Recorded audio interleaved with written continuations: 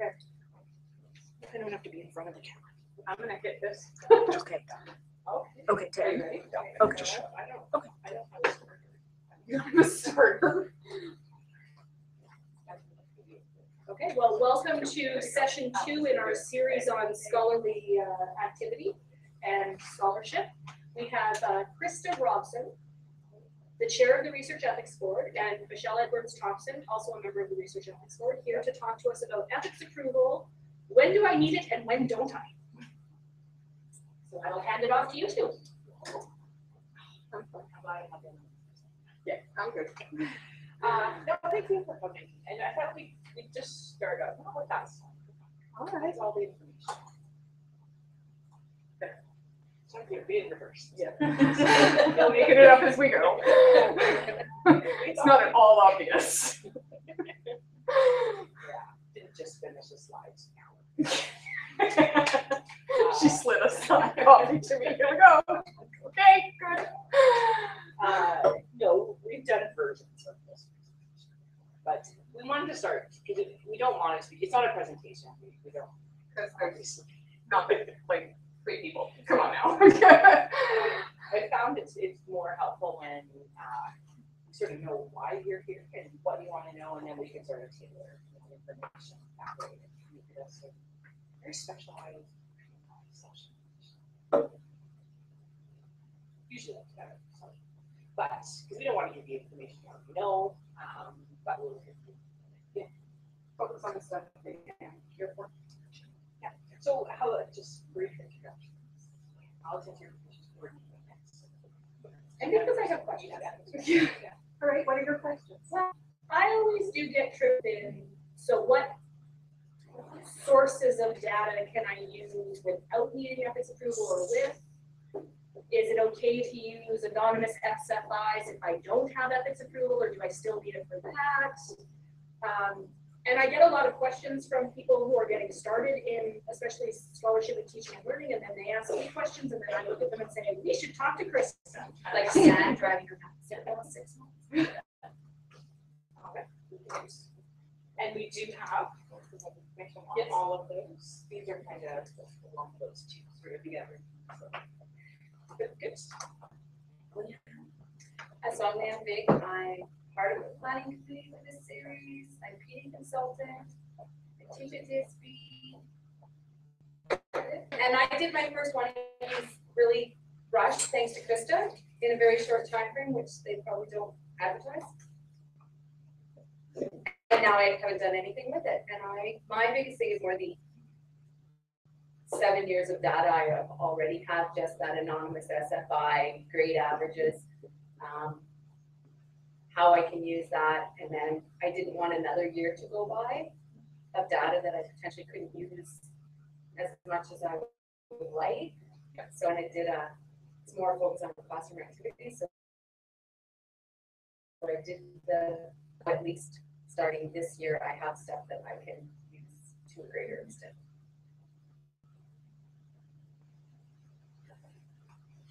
And Neil, anyone know in the room? And yeah, I'm not very helpful because I came just kind of out of general interest in some of the same things along the lines that Alice was mentioning around, when do you have to, pretty much the heading of your whole presentation, like when do you need to go, okay, when don't you? So yeah. Did you have Alice? I don't remember. Okay, I didn't. No. Good. I'm Rob Woodell. I'm with Kinesiology and Sports Studies. And I am here basically for the last 10 years or so. Busy in work that I do in the community with my students. And people constantly say, oh, wow, well, you should do some research around that, or you could use that in research. And never really have done it. So we're going to see what would actually be entailed to start doing some more. So for me, it's a lot of work with arts and with physical literacy and fundamental movement skills. A lot of what we're doing getting into the schools and maybe being able to do some research around it just to show that we're making a difference.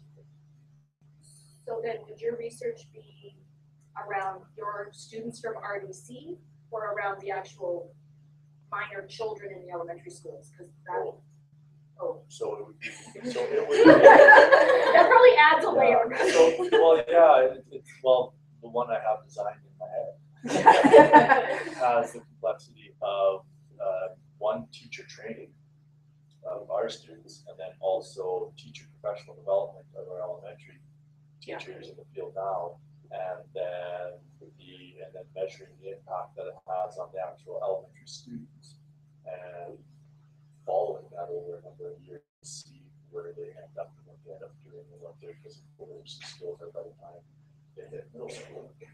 I sign my kid up for research studies all the time, so I'm in. So yeah, I Whether it really, wants to or So you not. can research Allison's kid. the design of it, I could put it together, but it's years of process of thinking what it is, but now I really, But it so sounds now the great. next step of what to do and the ethics and, yeah, so, yeah. Taking a little small baby step here to see. what this can do. And this is mostly notes for myself, because the first memory, basically. But, so research. It's good. Okay. So, are you introduced myself? Yes. And I know everyone in this room. And I just think this is something that I need to just know, like that. And I really am trying to build my knowledge of scholarly activity, like through the whole series of topics. So, building my art community. I don't have any research plan, but that could change. Yes. So you've done research before, I have, yeah, and we've done some through the information literacy program, and I remember sending the reports. We did get approval for that. and I knew that.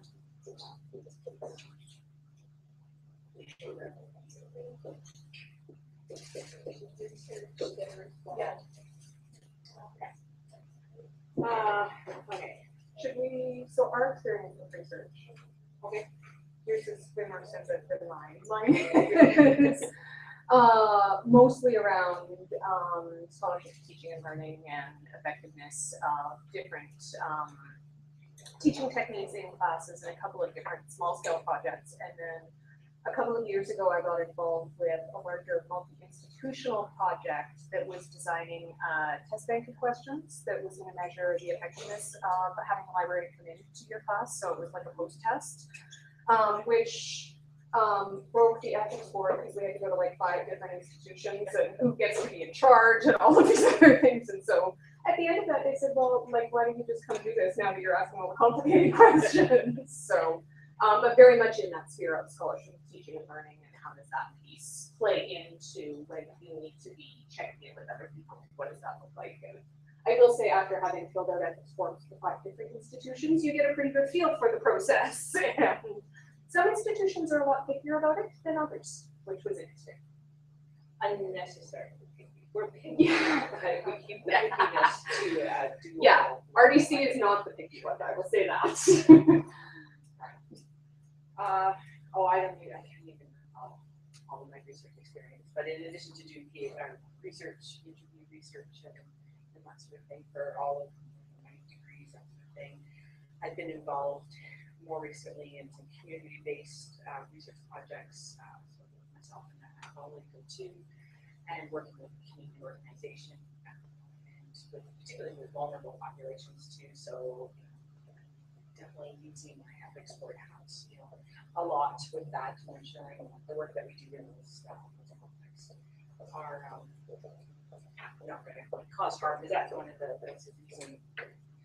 whole reason why an ethics board exists, is to ensure that research isn't doing no harm to who they're researching, both within the context of the actual project, but sometimes even beyond, some data, some long-lasting information. But I also have involved students in doing research and practicing research within the context of courses, and involving students.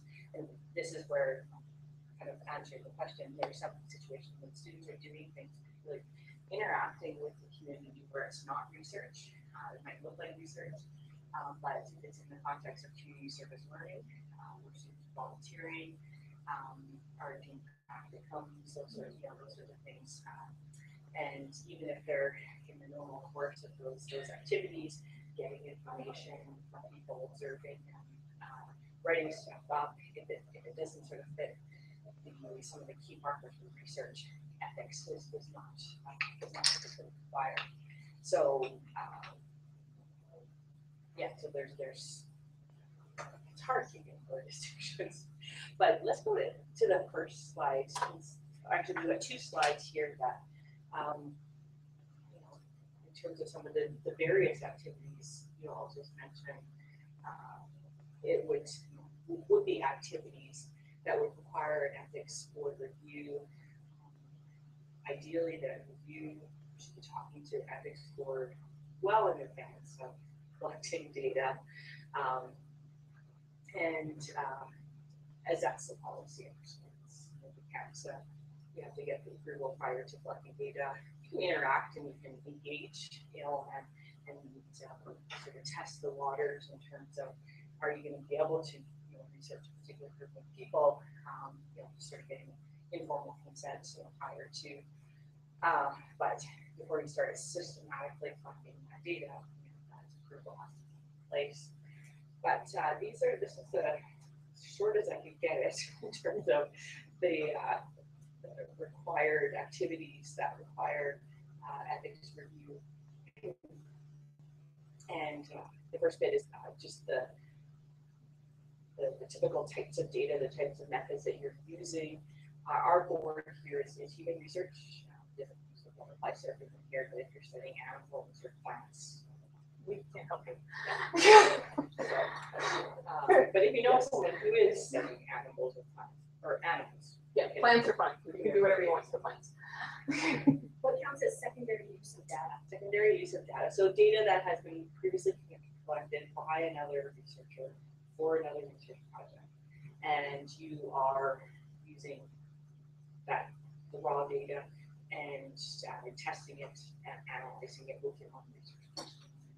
And So Leanne has collected all this data on her teaching of accounting, and then I take that plus data from Rob, and I'm doing like a meta-analysis of something.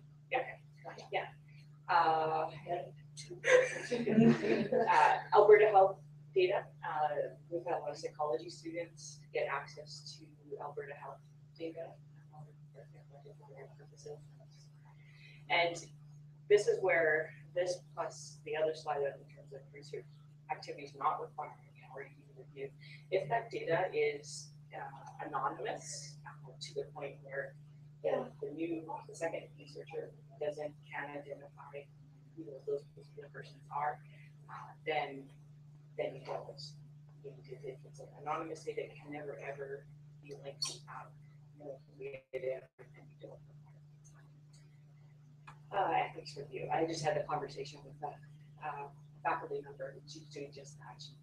3 years ago, she had students do that as a project, did surveys, and a student this year is just going to use the same survey data for another question. But the data is informed, but she doesn't know where the surveys came from. For schools, high schools, surveys, what school it is. There's absolutely no way that can be done. No, not yet. I just want to say, I don't remember my slides first. Going into students, the second chunk of things there are in terms of who and where the data is being conducted. Our policy covered all RDC researchers, as well as anytime a RDC community member is being researched by people outside of our institution. It all has to come within our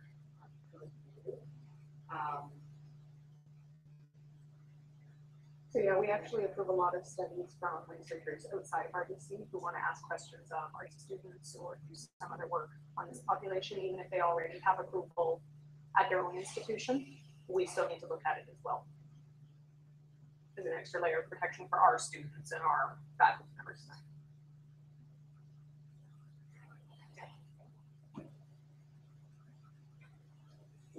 Well, yeah, we have a student right now who's doing psych Okay, yeah.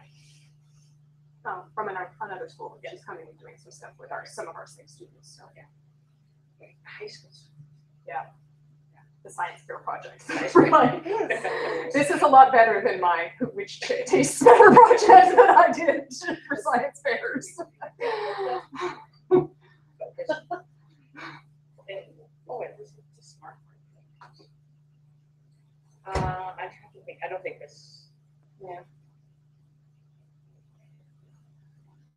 The one here, research requires review, if you're obviously getting information data directly from participants or from existing records, except for those situations when that either those existing records are completely anonymous or public records, publicly available data where there's no expectation of privacy or confidentiality. The research requires REB review. Definitely the intent to publish, and actually it's a requirement to publish in peer-reviewed journals, and sometimes even presenting at peer-reviewed conferences. That if you're presenting on research, you have to have that ethics approval in place. But even if you don't or don't intend to publish, if it's still research, you still have to look at it. It's sort of, it's best to have it in place and then just cover your bases. And when you're applying for ethics, you're asked to indicate what are your plans for dissemination. It's always the best idea to just say, well, basically, do everything. Publish, I'm going to present at conferences, and just sort of present to my peers, so on and so forth, just to sort of, not limit yourself in terms of what you can do with this data after whatever. So it covers, even if you want to just try something out, you don't have, sort of grand plans for publishing, but you like in that situation, you just know that you want to do something like it. It's best to have that sort of protection there. So research not, and so some of this, it doesn't. Activities that don't require ethics review, kind of the first three are kind of related, usually talk together. Program evaluation, quality assurance, performance reviews. Some of the stuff the library has done, sort of straddles that line between program review, service review. But because we present and publish, we chose to get ethics review just to make sure that we are covered as a way of making sure that our participants are still protected. Yeah. So the observation of people with no reasonable expectation of privacy, would that be like the guy who runs the Shit Academics say Twitter feed where he started it and then it became a research project? Yes. People on Twitter have no reasonable expectation of privacy. So if I want to do a study of like the hashtag of blah, blah, blah, I don't need ethics for that. Right. Yeah. Publicly accessible. Anything online that requires a password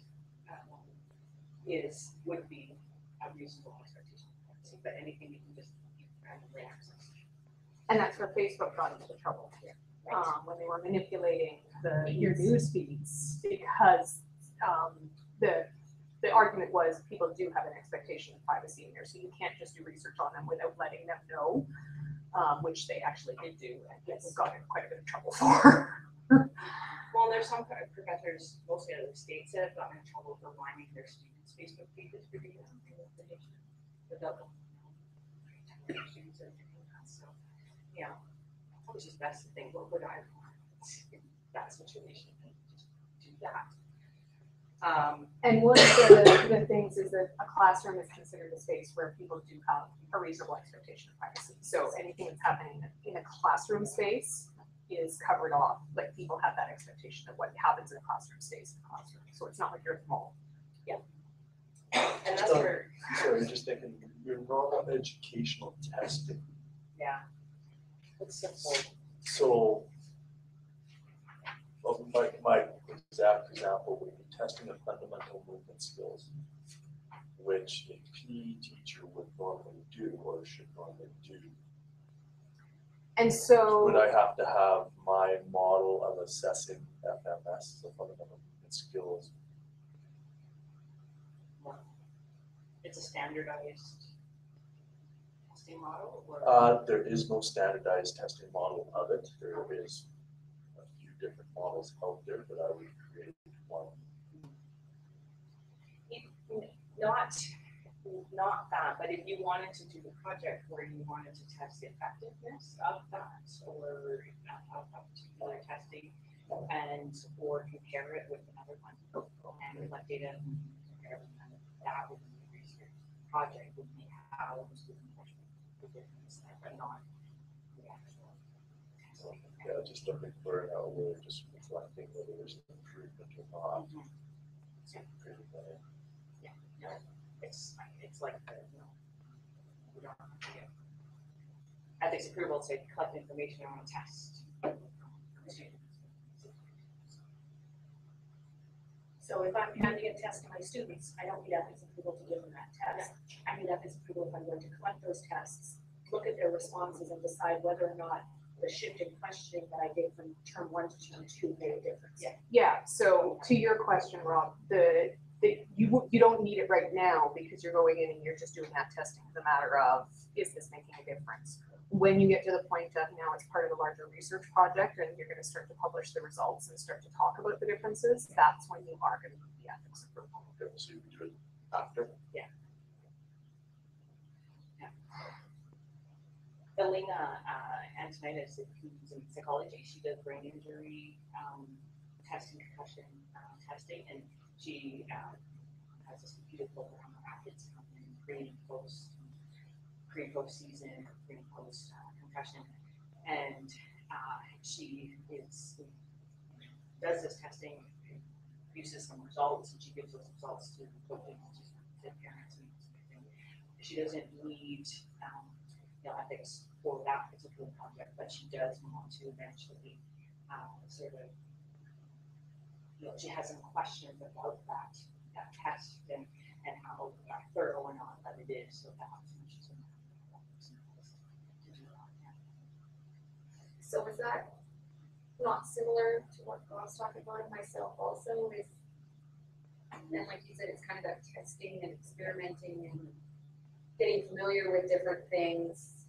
And then there becomes a time when, okay, now I want to do something with this. So is that also part of that secondary use of anonymous information? When does anonymous become not anonymous? Like my understanding is like averages and general observations of what you've been doing for years in the classroom or for years with your testing. You can use all of that anecdotally, but then you also want to have the research data to support what you've previously learned anecdotally. Is that? Anything that could be traced back to an individual is not anonymous. Anything in which you're publishing or you're writing about a particular participant, if someone could reasonably wasn't connected to the research, could reasonably identify a particular person, by way of what they said, then that's not anonymous as well. Average scores for class, that's completely. And what about even just if you took it to male versus female? It gets a I little. mean, I as a researcher would pull out the males and the females, but when I use that male, this percentage of males, this percentage of females, that in itself alone That's fine. can't be tied back. I obviously needed to know who was male and who wasn't. But then, so that would be anonymous. But if your project in reporting on your solo project, you wanted to include, if you had interviewed, individuals. Right, okay. And about their experience in class, very likely you'd identify them as male student in class X. If it's like a sociology class, probably the reverse of the wheel. We typically have classes for 21 students. And so Could that's be identified, could be okay. identified. But by the very nature of things like SFIs, we don't know. Yeah. So that's all free Yeah. game. Yeah, and it seems to be, it's still not a lot out there about SFI data, you know, Some institutions allow it, some don't. It's actually still being debated in terms of whether you can use that or not. Because I was at a MAP conference a couple of years ago where Mount Royal was presenting on ethics, and they said, no, you can't use student feedback instruments without ethics people. And I went, what? And they went, what? So Yeah. yeah, it seems that it's my opinion is that SFI data is your data as much as information And data it's formative. about you. Yeah, it's also not entirely private because the institution has collected it and it's available to other people outside of you. And so where the debate sometimes comes in is because that's not what students have understood that they're giving that data for. Right. So when you're starting to look at, when you're asking them to give informed consent, you have to be very clear about your end use of the data, and your SFI does not specify that you might use that data to publish or to work on other things. And so that's where the other side of that argument is coming in, that students had not actually granted that permission. and that's assuming you read that. Well, we're pretty sure they don't, but. Yeah.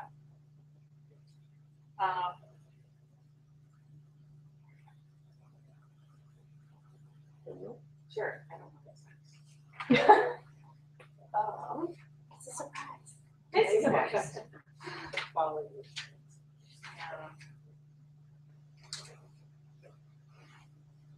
I don't think it's, I don't know if that's so much an issue here, but this group.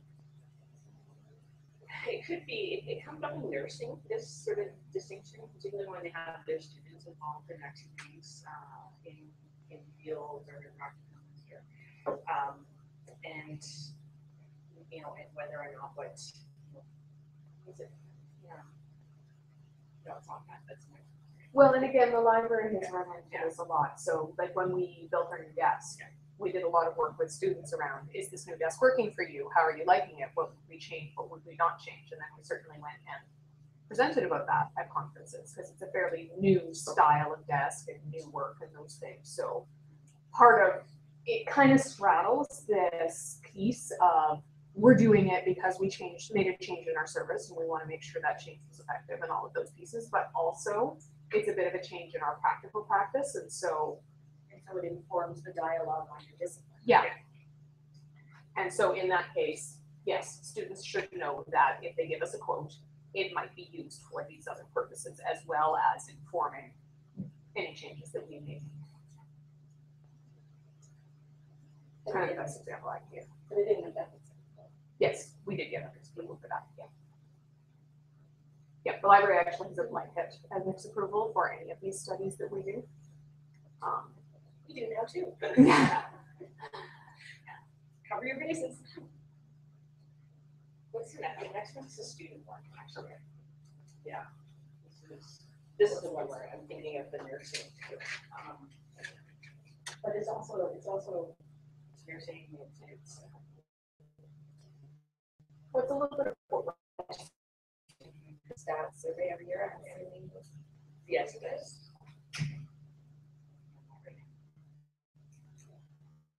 I should do it later.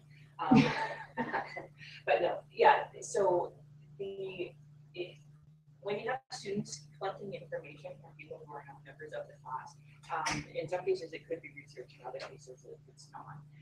And this is seems to be the general breakdown.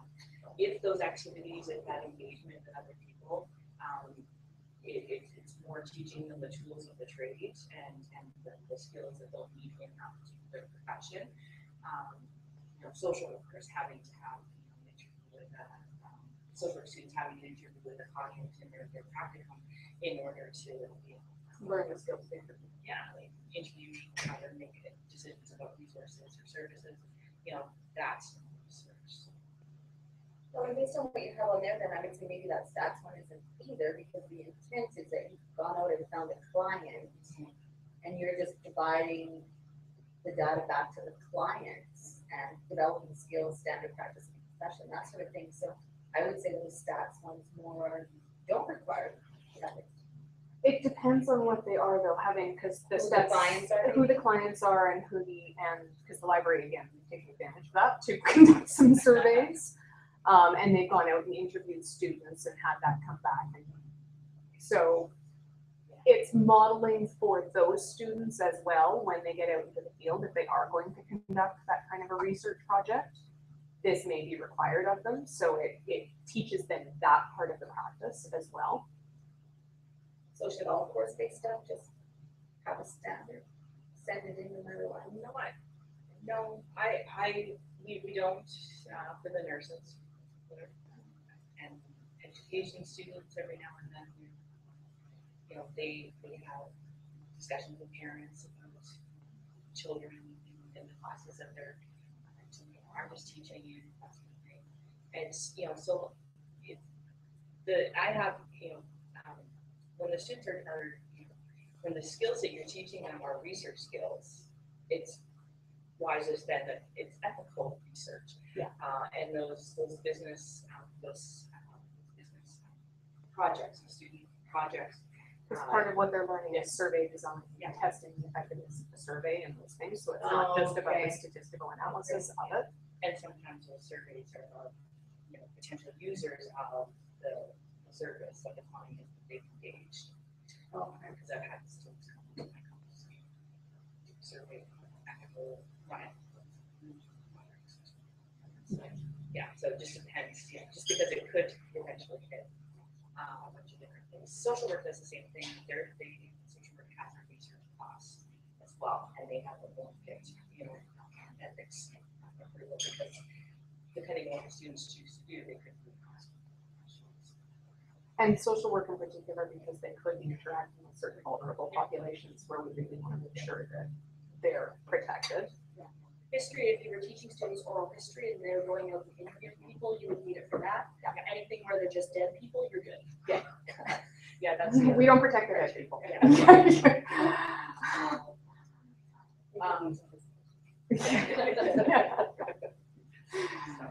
So you had mentioned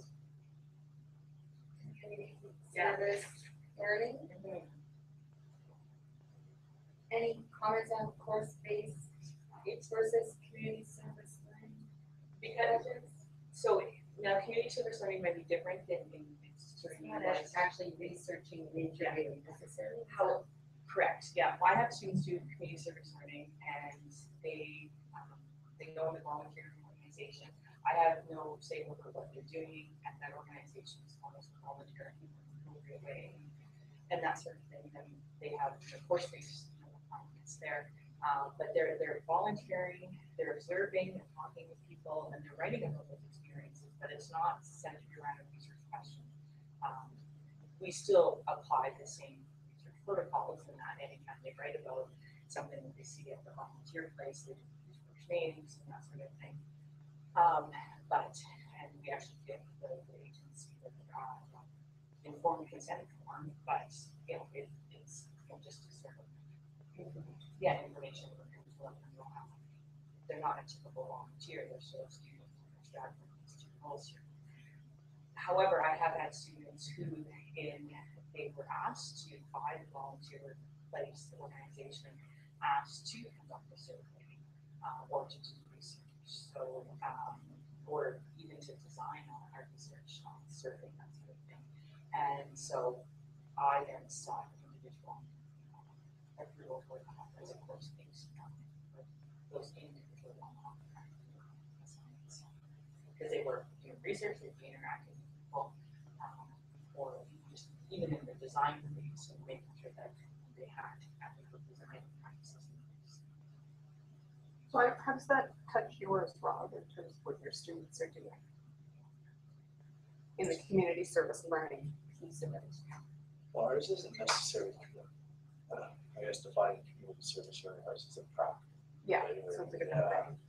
They're actually not going out seeking what is needed, but doing a set lesson plans, basically. So the same one with education and nursing. So practical. Okay. for the most part outside of our. Yeah. If they're developing the skills considered standard practice. But the point at which you want, if you want to study that practicum, model or the effectiveness of that, or introduce a new sort of approach in how those practicums are measuring. Yeah, for us, it would be the modeling of the process, it would be a big one.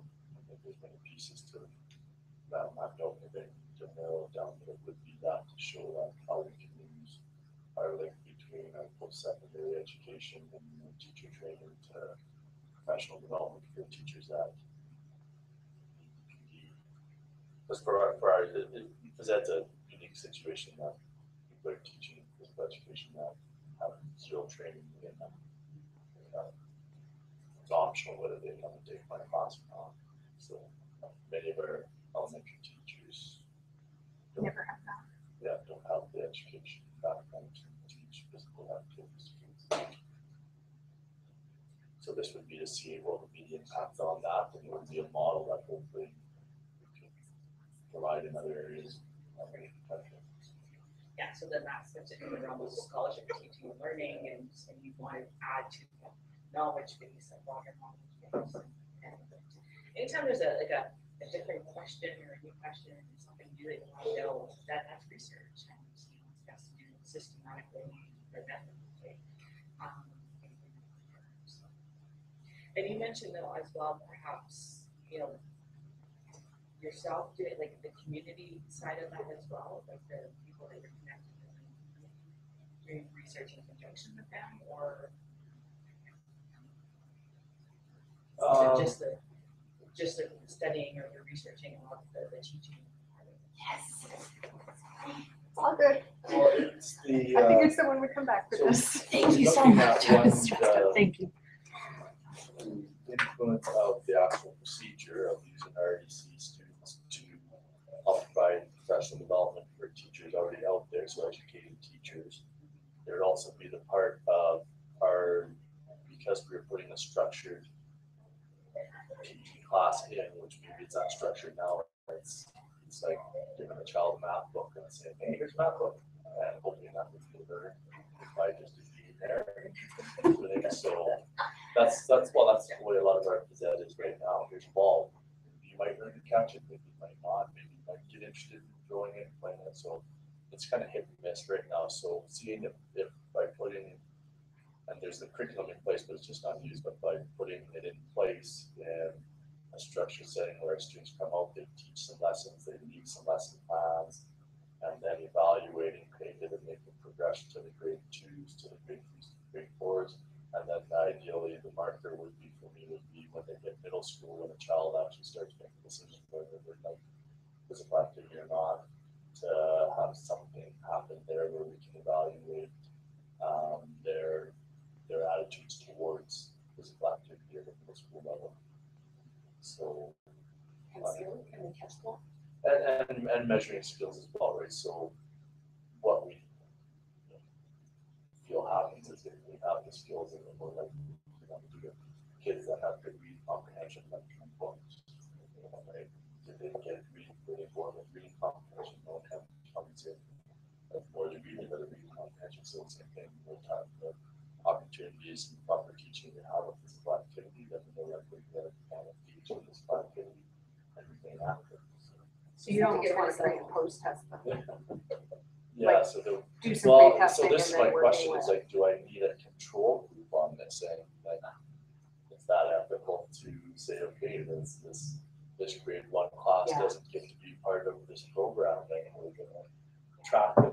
And then really we couldn't, because I guess we could do it by schools. And you have the same kids at the school, so this school doesn't get to be a part of the program. And when the kids get to middle school, we'll evaluate them their attitudes towards physical activity and what skills they have obtained for their elementary. And that's an interesting ethical question, because a lot of my experience with ethics in SOTL is if I'm teaching 2 classes and I'm using one as a control group and I'm doing an intervention in the other, and I realize in October that the intervention is advantageous to the students, I am ethically bound and to introduce the intervention to the other group because it's unethical to disadvantage them by not doing it. Because I'm doing them a disservice. Well, that's it. I'm looking at this. Like a long-term thing. Yeah, you have a more longitudinal thing. Yeah. And I think it's the same in health research where if you're giving people a drug and it's really making a difference in their cancer, it's unethical then to not give it to the other people. Yeah, well, and I mean, again, health research is little, it's Yeah. very clearly outlined Yeah. in health research. Social it's a lot more vague, but Yeah. but most of what I've been hearing is, no, if that teaching approach is really making a difference, if you're seeing a 10% difference in grades in the midterm between class A and class B, you better introduce it to class B because that's not fair. So, but you wouldn't be able to confidently say though that the intervention was successful until your No, research because is maybe ended. class B was different. So for 1 year, you disadvantaged possibly. But maybe you didn't, I don't know, so that's where it gets gray around that ethical piece around that control group thing, and that's not anything I have experience with. And the other piece is that it becomes very difficult to isolate that it's just that intervention that's making a difference, right? So like Rob can't control for what the families at home are doing. He Yeah. can't control for this community lives right next to an arena and this community doesn't, and so it's Yeah, easier to that's grab true. your skates and like you, that's where it becomes difficult to do that Yeah. in the same way that you can with the rats in the lab and what you're doing to them, right? But yeah, and that's where the analysis so part of after the data collection, and yeah, you're making, you know, observations and analysis instead of collecting data, test scores, as an example. But it's not until the analysis part, you know, when the data is all collected, when you start to factor in things, and so you can't, you know. I know, so then I wonder. It could go the other way too. You know, you have two classes. One, you have this intervention, And they're all doing poorly. which is a risk of doing some solo phase projects. Yes, trying something new, students don't like it, they don't respond to it, it's your first time, you're new to it, you don't do it as well. We would say if you're trying something new, you need to try it a few times. Yeah. So then So you don't throw the baby out with the bathwater. exactly, you wouldn't stop it the project midway through. I guess you could. And So then again, it's different messages from different RUE people. but typically, you know, Your I guess stakes are different though. yeah. You're doing cancer research, like we're not killing you. No, in no, the this was class. all total examples of, you know, you need to apply the intervention if it's making a difference. You can Yeah. do it. So then it's like, but do you know what about? The just back to psychology people are, you know, experts at the control group and experimental group, so they have all the protocols all figured out. And they're probably making, you know, more progress on that in terms of psychology and that sort of thing, but they'd be a good, you know, they're a couple quite prolific researchers in the psych department here that could give some advice on because I know that they've done that. Some bullying programs, self-esteem programs that have been connected in some schools. So mentorship component to this as well, you know, if you go through these questions. But it's not unheard of and it's doable. And the ethical question is you just have to satisfy ethics that you're not unfairly excluding anyone from the research and participating in the research and you know, the justice. Sorry. I guess that's just my question is, for those of us that weren't brought up through that kind of research world, what resources do we have for figuring out more about the control group and the intervention? For example, at the Scholarly Showcase last week, I had one of the associate deans come and start asking questions about our little research project that I piggybacked on Stephanie's. And thank God Stephanie was there to answer all these questions because I felt like a real idiot. Because I didn't know, I barely understood what he was asking, let alone how do I answer it. What reason? I wanted to crawl under my table and die. I think this baseline was what we talked about. But anyway, all these control factors and issues and stuff. Yeah. It's, I mean, I understand, you know, the instructor's the same, you know, all of those, but where do you learn kind of just all that? The research commons when it gets here? Yep. Yeah. And in the Exactly. meantime, And in the meantime, you know. Well, the meantime is only Site 2 months, inspectors, be yeah. fair. The meantime is only 2 months, Oh, be fair.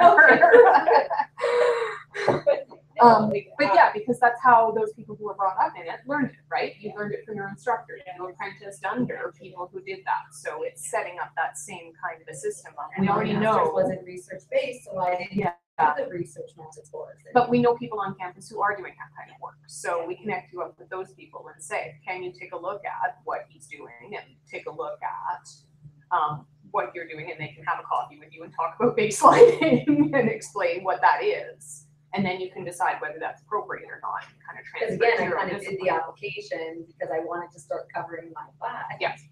But I know there's a lot more, I mean, that I could have put in the application, but a lot more work that I need to do, but.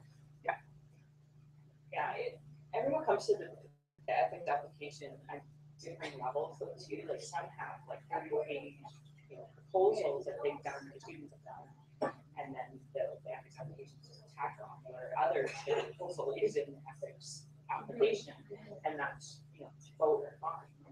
So that's sort of thing, but it's yeah, it's Maybe I should just, is there a easier. course at the college someone teaches in one area? Yes. Yes. Research methods? Yeah. And psych has one, and social work has one, and education, I think, maybe not heavily. So lots of disciplines have. Nursing has one. And we can, Nursing. we get a free audit, right? Yeah. Yeah. We can audit, so we're for sure.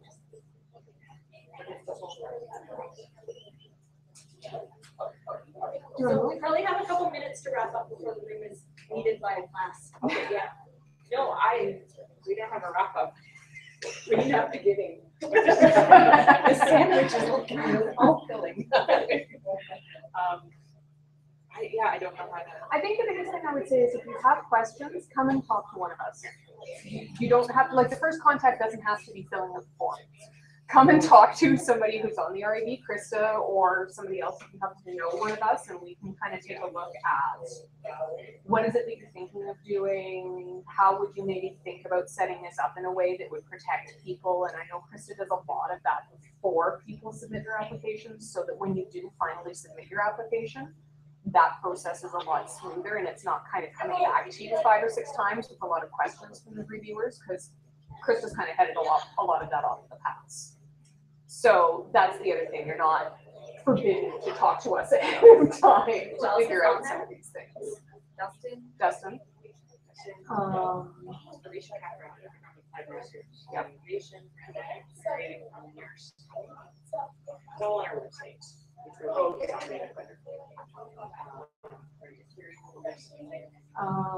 Social work. Social work. Yeah.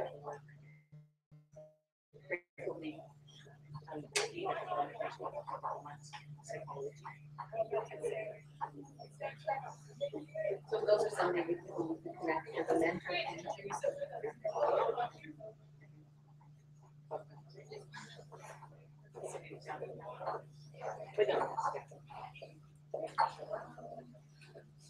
Does that help? What are the questions? As we wrap up, do you have sort of Is there people that, like, so for me, for example, I have the ideas and the plan of what it should be, but no experience in administrative, facilitating, and research. Is there people that we can hook up with that be a part of that research, right? That like they I'm saying, right? Yeah. Somebody that has the experience and that I have the background and the knowledge of what the research, but I don't have the research experience. Someone to actually do the research. Sure. Yeah, well, you're running a collaboration, Yeah. and there's actually been a good deal of collaboration in this institution. And I think a person I would put in contact with initially would be Alicia Catherine at Applied Research Communication, and they still have some semblance of the health research oral chair thing that's going on there with Scott Hockey, and so she's connected to them. So What about someone in education? education, or even Psychology, yeah, because it's about attitudes and that effective around exercise, so psych. Yeah. Elena's involved in sports research, so Elena Antoniadis would be a good contact. I know with me, like Stephanie Powers is an economics major, but because we're both looking at solo classroom activities and very similar things, we've talked about doing that, and I think she's